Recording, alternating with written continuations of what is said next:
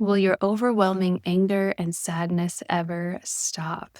Today, you will learn how to find relief.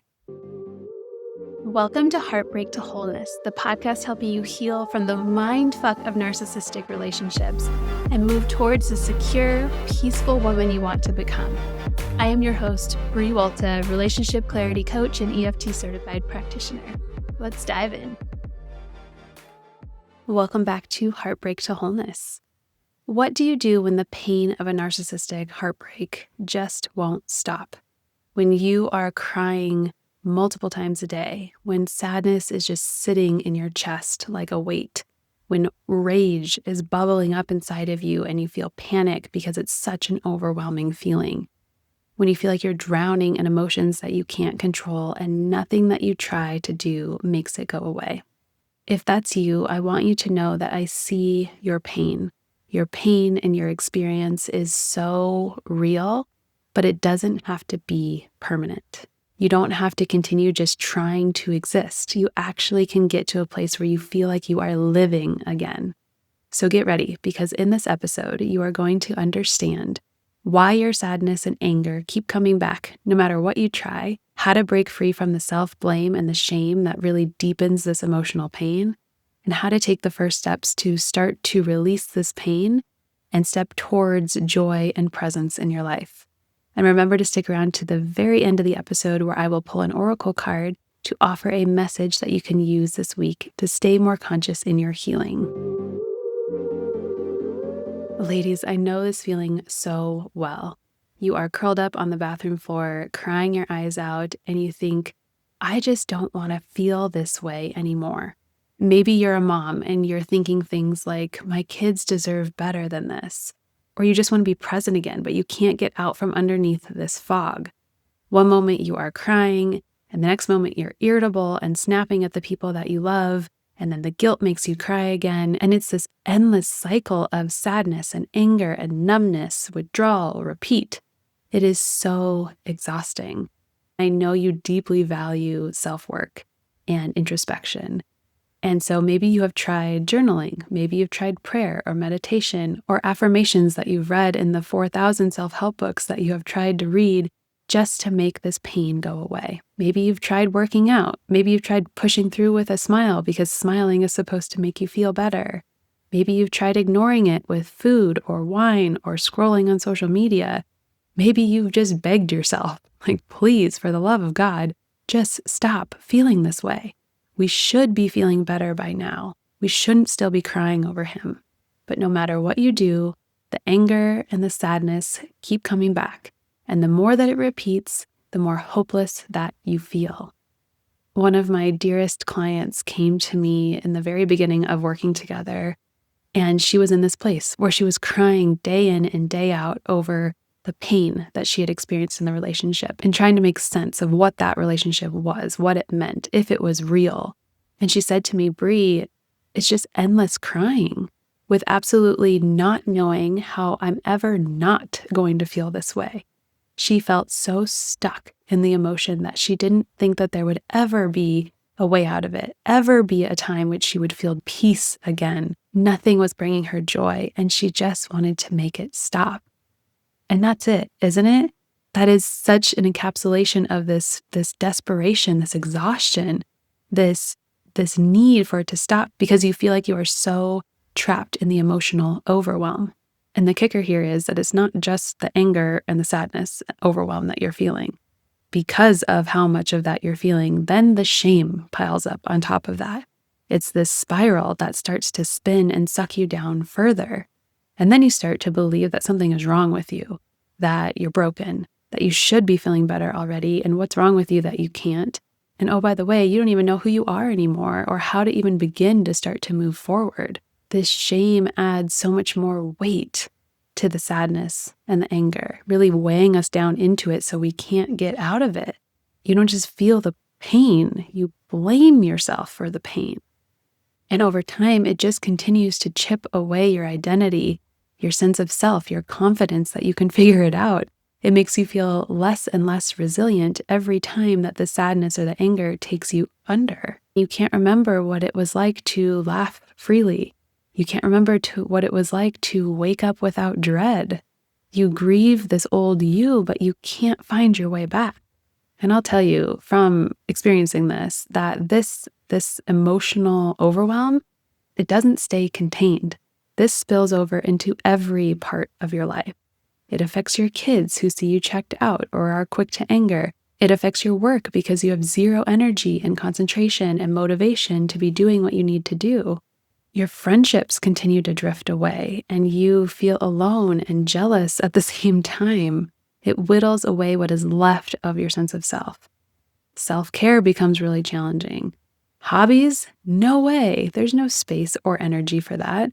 You just want to slunk into your couch at the end of the day, not being able to wait for the day to be over, and then you're dreading the start of the next day. And the scariest part here, ladies, is that life continues to move. You are stuck. You are on pause, but your kids are growing. Or your fertile years are continuing to pass you by day. Or your parents are getting older and you're not spending time with them when you know you wanted to connect in that relationship.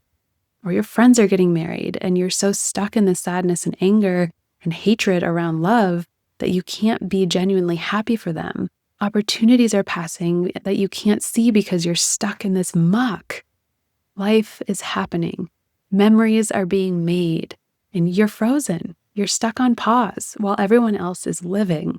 And I know you're thinking, because you are a strong woman, you likely have your shit together in every other aspect of your life, except for relationships. For some reason, you feel like you cannot show up and be your strong, empowered, confident self in relationships.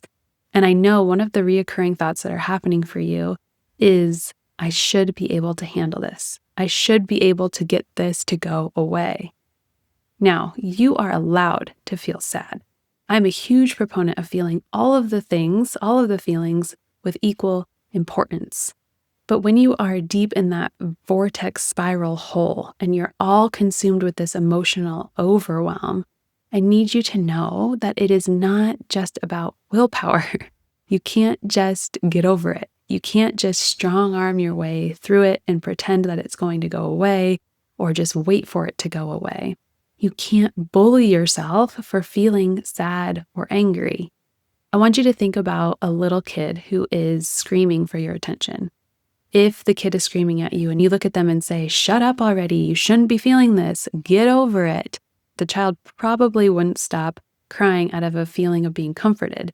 Maybe they'll stop temporarily because they feel scared or a little bit shocked, but it's not comforting healing.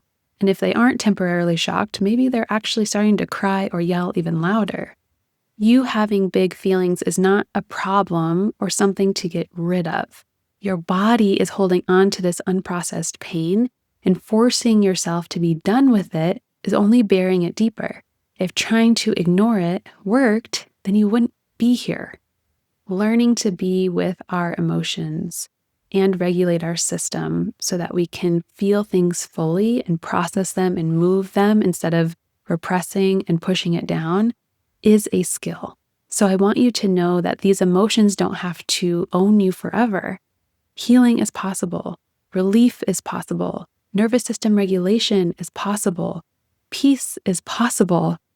When you learn how to release this pain safely, how to regulate your body, how to give your nervous system that reset that it's been begging for, the emotions loosen their grip. The sadness and the anger don't become so overwhelming in your life because you know how to be with them. And slowly, your presence returns. Your joy springs back up. Your light turns back on. You start to live again, not just endure the day. Imagine what it would feel like to hear your own laughter again, to recognize yourself in it. That same client that I mentioned in the beginning of this episode who came to me endlessly crying, she came into one of our sessions during the middle of our program and said to me, "Bree, I didn't even think about him yesterday. I didn't even realize that I didn't think about him yesterday until this exact moment," when literally just weeks before that, she had been so consumed by the sadness and the heartbreak that she couldn't imagine being out from under that. That is healing. So if you're listening to this right now and you are stuck in this vortex of emotion, just wanting the pain to stop, I want you to hear this. You are not broken. You are not weak. You are not hopeless. And you don't have to carry this alone anymore. The space that I hold for women inside my Becoming program is curated specifically, in part, to help you process these emotions and regulate your nervous system so that you can find healing and freedom, so that you can process the sadness, release the anger, reclaim your presence. It's like a hug for your tapped out nervous system that will not only help you feel more centered, but will help you actually find the clarity that you're seeking around what the hell happened in that last relationship. So if the time has finally come for you to actually start ending the pain and not just asking when the pain will end, and start taking the steps back to live your life again, please go to the show notes, click through schedule an intro session with me. Time is one of our most valuable resources. So please don't let another week slip by. Relief is closer than you think. And I want to end this episode by pulling an oracle card for you. So just asking the deck, what is the message that the listener needs to hear today? And we have root down. So I'm going to find that message in the book. Root down brings a message to drop down like the taproot into Earth's energy. Just below the surface, you can feel the connection to nutrient-rich soil. Root down is a place of centeredness and expansion. It is your home, where you can always return. Perhaps you are feeling root-bound and need to change your pot or find fresh soil. Perhaps you're feeling uprooted and afraid you will blow over. Root down reminds you that you have been connected in this universally loving root system since before you came into this world. You are stable. You belong. This is your home. Plant your feet. Stretch to the sky. You are rooted in your birthright. Feel into your roots as you stretch and grow towards the light. Could it be any more perfect? I love these cards so much. It's always such a delicious message. Receive that. Know that you are so right in feeling sad and angry because of what you have gone through, and that you don't have to be in that forever. I hope to see you in that intro session. And until the next episode, please remember that you are not alone.